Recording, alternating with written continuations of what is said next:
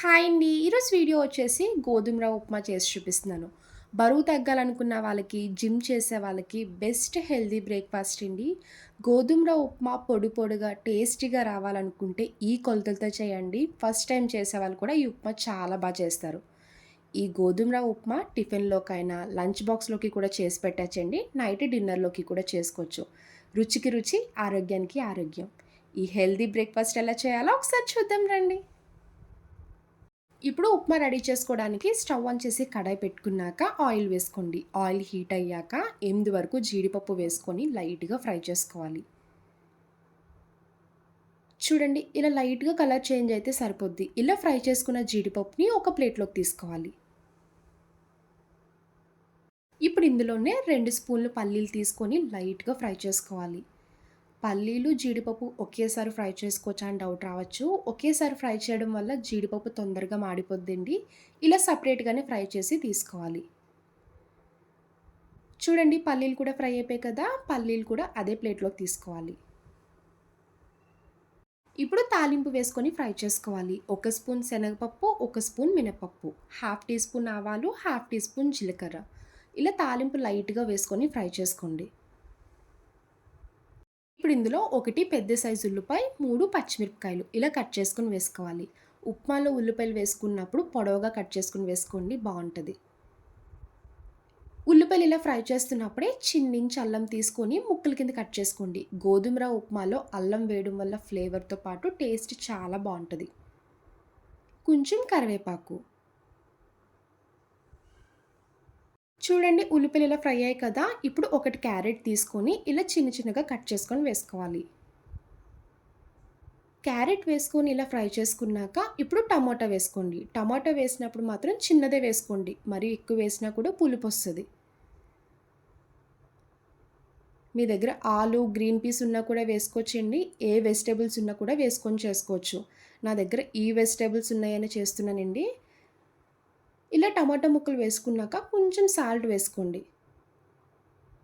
టమాటా తొందరగా కుక్ అయిపోద్ది.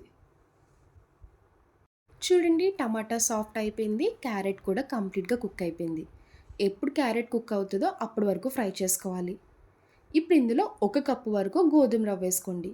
దీన్ని బన్సీ రవ్వ అని కూడా అంటారండి. నేనైతే మెజరింగ్‌లో చెప్పాలంటే 200 గ్రామ్స్ వరకు తీసుకున్నాను.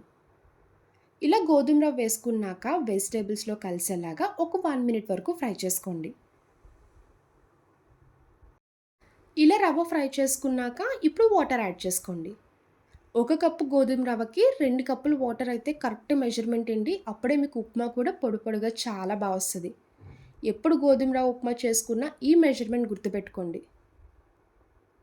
వాటర్ యాడ్ చేసుకున్నాక ఒకసారి గరిటెతో కలుపుకొని ఈ టైంలో సాల్ట్ చూసుకొని అడ్జస్ట్ చేసుకోవాలి.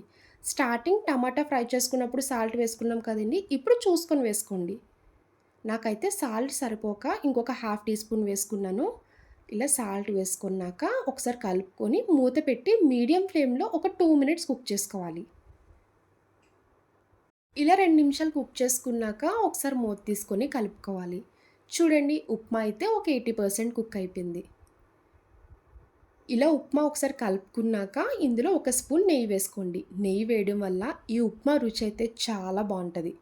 ఎవరికైనా నెయ్యి స్మెల్ పడకపోతే స్కిప్ చేసుకోండి. కొంచెం కొత్తిమీరి, ముందుగా ఫ్రై చేసుకున్న పల్లీలు, జీడిపప్పు కూడా వేసుకోవాలి. స్టార్టింగే వేసుకొని ఉప్మా కుక్ చేస్తే ఈ పల్లీలు, జీడిపప్పు మెత్తపడిపోతాయి. ఇలా లాస్ట్‌లో వేస్తేనే ఉప్మా తిన్నప్పుడు పంటికి తగులుతూ ఉంటే టేస్ట్ చాలా బావుంటది.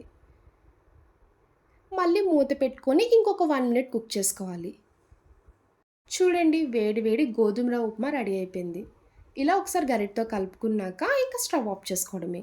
వేడి వేడిగా ప్లేట్‌లోకి సర్వ్ చేసుకొని తినండి. టేస్ట్ అయితే అద్భుతంగా ఉంటది.